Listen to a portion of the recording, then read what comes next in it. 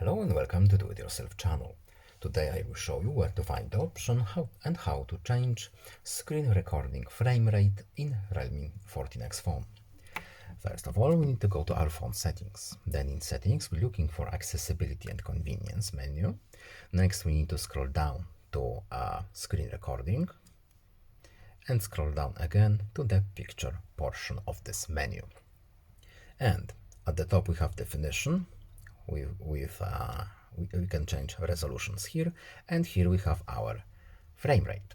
So we have three presets. We have dynamic up to 120, we have 60, and we have 30. So we can pretty much pick whatever we want from here. I will leave it at dynamic as it was by default.